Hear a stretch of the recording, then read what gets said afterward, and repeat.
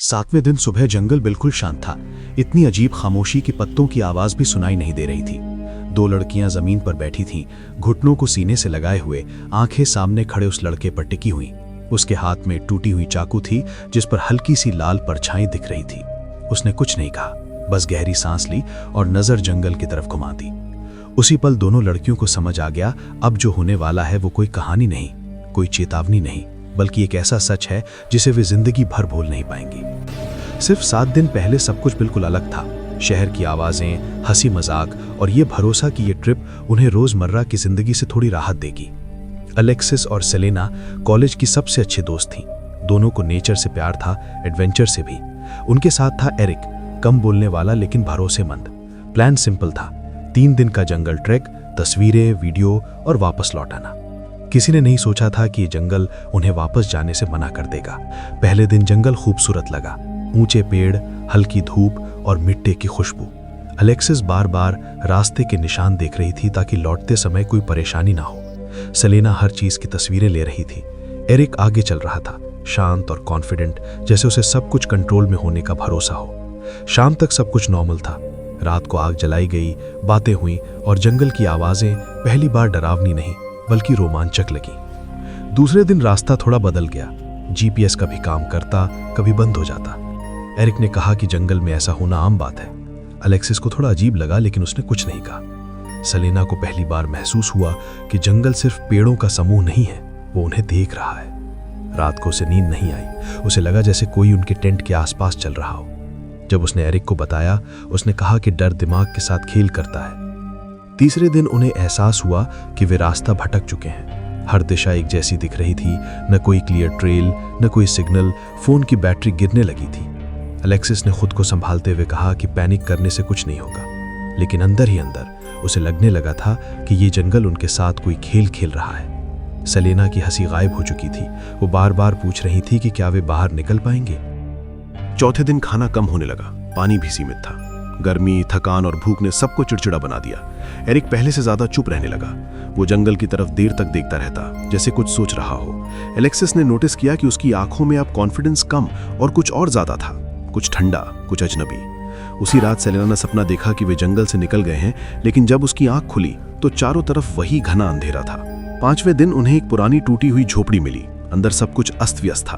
दीवारों पर अजीब सी खरोचें थीं, जैसे किसी ने भागने की कोशिश की हो। एक कोने में पड़ी हुई डायरी ने सबका ध्यान खींचा। एलेक्सिस ने उसे खोला। आखिरी पन्ने पर लिखा था, अगर 7वां दिन आ गया तो समझ लेना, यहां इंसान खुद अपना दुश्मन बन जाता है। सेलेना की सांस अटक गई। एरिक ने डायरी बंद कर दी और कहा कि यह सब पुराने लोगों की बकवास है, लेकिन उसकी आवाज में यकीन नहीं था। छठी रात सबसे डरावनी थी। हवा तेज चल रही थी और जंगल की आवाजें पहले से ज्यादा करीब लग रही थीं। सेलेना ने देखा कि एरिक चुपचाप टेंट से बाहर निकल गया। उसने एलेक्सिस को उठाया, लेकिन जब तक दोनों बाहर आईं, एरिक जंगल में गायब हो चुका था। वे डर के मारे उसकी आवाज नहीं लगा पाईं। घंटों बाद वो वापस आया। उसके कपड़े गंदे थे और हाथ कांप रहे थे। उसने कोई सवाल नहीं सुना, बस इतना कहा, कल हमें फैसला करना होगा। सुबह, वही 7वां दिन था और अब वो एरिक उनके सामने खड़ा था, हाथ में टूटी हुई चाकू, आंखों में ऐसा सन्नाटा जो किसी भी चीख से ज्यादा डरावना होता है। जंगल पूरी तरह शांत था, जैसे वो भी इंतजार कर रहा हो। 7वें दिन की सुबह में कुछ अलग था। हवा चल रही थी, लेकिन पत्ते हिल नहीं रहे थे, जैसे जंगल ने खुद को थाम रखा हो। एलेक्सिस और सेलेना दोनों खामोश थीं। उनकी आंखें एरिक के हाथ में पकड़ी उस टूटी हुई चाकू पर टिकी थीं, लेकिन असली डर उस चाकू से नहीं था। डर उस शांति से था जो एरिक के चेहरे पर जमी हुई थी। वो ऐसा नहीं लग रहा था जैसे कोई घबराया हुआ इंसान, बल्कि ऐसा लग रहा था जैसे उसने मन ही मन सब तय कर लिया हो। एलेक्सिस ने खुद को संभालते हुए पूछा कि वो रात को कहां गया था। एरिक ने सीधा जवाब नहीं दिया।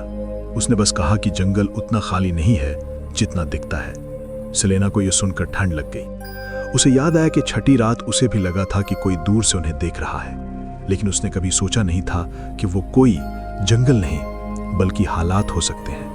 भूख अब शरीर को नहीं, सोच को तोड़ रही थी। एलेक्सिस ने अपने बैग में आखिरी सूखा बिस्किट निकाला। 3 लोग, एक छोटा सा टुकड़ा।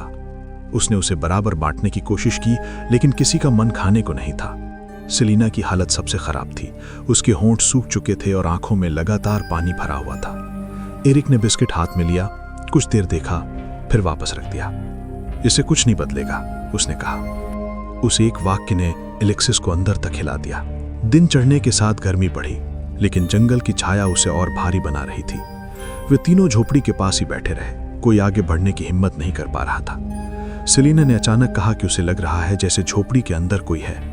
एलेक्सिस ने अंदर जाकर देखा, कुछ नहीं, लेकिन दीवारों पर वही खरोंचे थीं जिन्हें देखकर लगता था कि कोई यहां फंसकर बाहर निकलना चाहता था।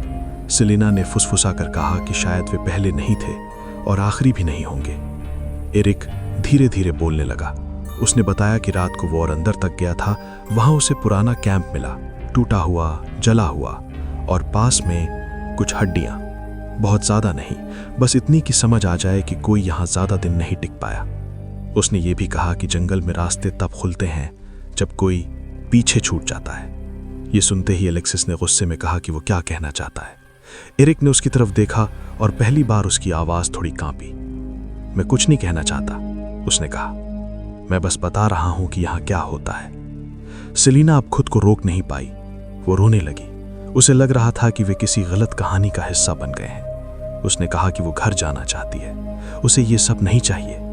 एलेक्सिस ने उसे गले लगाने की कोशिश की, लेकिन सेलिना का शरीर कांप रहा था। एरिक उन्हें देख रहा था, चुपचाप, जैसे वो बाहर से नहीं अंदर से कुछ टूटते हुए देख रहा हो। शाम होते होते जंगल की आवाजें बदलने लगी। पक्षियों की आवाज गायब हो गई, हवा भारी हो गई। सेलिना को लगने लगा कि उसे चक्कर आ रहे हैं। एलेक्सिस समझ गई कि अगर रात तक कुछ नहीं किया गया तो हालात और बिगड़ जाएंगे। उसने एरिक से कहा कि वे तीनों मिलकर कोई रास्ता ढूंढेंगे। एरिक ने सिर हिलाया, लेकिन उसकी आंखों में यकीन नहीं था। उसने कहा कि कुछ फैसले मिलकर नहीं होते। अंधेरा उतरने लगा। आग जलाई गई, लेकिन उसकी रोशनी कमजोर थी। तीनों उसके आसपास बैठे थे, लेकिन उनके बीच एक दूरी थी जो दिखती नहीं थी, महसूस होती थी। सेलिना ने अचानक कहा कि उसे किसी के चलने की आवाज सुनाई दे रही है। इस बार एरिक ने मना नहीं किया। उसने भी सुना था। आवाज पास आ रही थी, फिर रुक जाती थी, जैसे कोई उन्हें परख रहा हो। उसी डर के बीच एलेक्सिस ने देखा कि एरिक की नजर बार बार उसी चाकू पर जा रही है। उसका दिल तेज धड़कने लगा। उसे एहसास हुआ कि असली खतरा अब जंगल से ज्यादा उनके बीच पैदा हो रहा है। उसने मन ही मन तय किया कि अगर एरिक कोई गलत कदम उठाएगा तो वो चुप नहीं रहेगी। लेकिन उसी पल उसे ये भी महसूस हुआ कि वो खुद नहीं जानती कि गलत अब क्या है। रात गहरी हो गई। जंगल बिल्कुल शांत था, और उसी शांति में एरिक खड़ा हुआ। उसने कहा कि सुबह होने से पहले कुछ तय करना होगा। या तो वे किस्मत के भरोसे रहेंगे, या कोई एक ऐसा कदम उठाएगा जिसके बाद रास्ता खुल सकता है। उसने किसी का नाम नहीं लिया, लेकिन उसके शब्द हवा में ऐसे तैर रहे थे जैसे वो दोनों लड़कियों की तरफ बढ़ रहे हो। सेलिना ने आंखें बंद कर लीं। एलेक्सिस ने पहली बार महसूस किया कि डर सिर्फ मरने का नहीं होता, कभी कभी डर जिंदा बच जाने का भी होता है। और जंगल बस इंतजार कर रहा था। रात अपने आखिरी पहर में थी, लेकिन समय जैसे आगे बढ़ना भूल गया हो। आग की लपटें बहुत धीमी हो चुकी थी, और उनकी रोशनी में तीनों के चेहरे अजीब से लग रहे थे, थके हुए, डर से भरे हुए और भीतर से टूटे हुए। जंगल की खामोशी अब डर नहीं, एक फैसला लग रही थी, जैसे वो कह रहा हो कि अब देर हो चुकी है। एलेक्सिस ने पहली बार खुलकर एरिक की तरफ देखा। वो वही इंसान था जिसे वो जानती थी, लेकिन फिर भी नहीं था। उसकी आंखों में न गुस्सा था, न घबराहट, बस एक अजीब सी स्पष्टता थी, जैसे उसने अपने अंदर की सारी उलझनें खत्म कर दी हों। सेलिना जमीन पर बैठी थी, सिर झुकाए हुए। वो कुछ नहीं बोल रही थी, लेकिन उसकी चुप्पी सबसे तेज आवाज थी।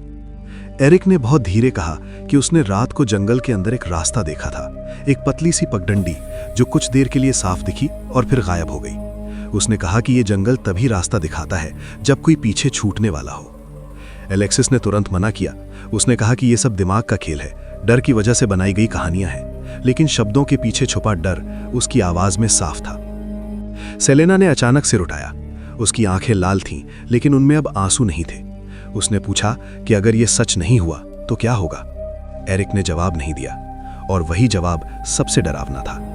उस पल एलेक्सिस को एहसास हुआ कि जंगल ने उन्हें अलग अलग नहीं तोड़ा, बल्कि धीरे धीरे उनके बीच भरोसे को खत्म किया। सुबह होने लगी।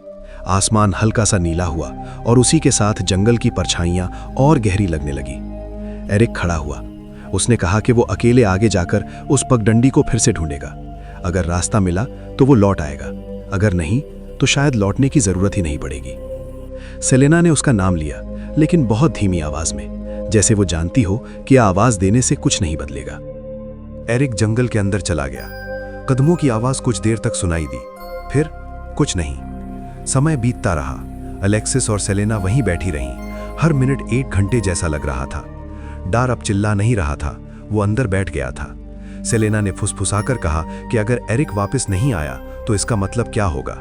अलेक्सिस ने जवाब नहीं दिया, उसके पास जवाब नहीं थे। फिर अचानक दूर से एक आवाज आई, बहुत हल्की, जैसे किसी ने किसी चीज को हिलाया हो। अलेक्सिस उठी, सेलेना भी। दोनों ने उसी दिशा में देखा। कुछ सेकंड बाद पेड़ों के बीच से हल्की सी रोशनी दिखी, सूरज की सीधी किरण। जंगल के अंदर एक रास्ता। वे दोनों बिना कुछ कहे आगे बढ़ीं। पगडंडी साफ थी, इतनी साफ कि समझ नहीं आ रहा था कि ये पहले क्यों नहीं दिखी।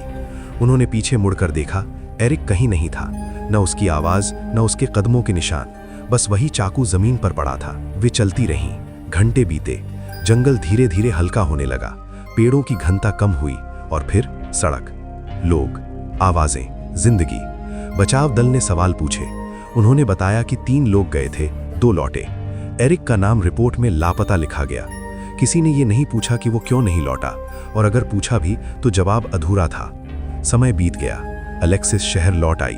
वो अब भी भीड़ में रास्ते ढूंढती रहती है। सेलेना अब जंगलों की तस्वीरें नहीं लेती, उसे हर पेड़ में वही खामोशी दिखती है।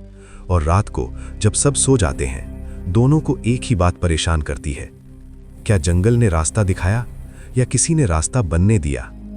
और सबसे डरावनी बात यह नहीं थी कि एरिक वापस नहीं आया। सबसे डरावनी बात यह थी कि अगर वे उसकी जगह होती तो शायद वही फैसला लेती।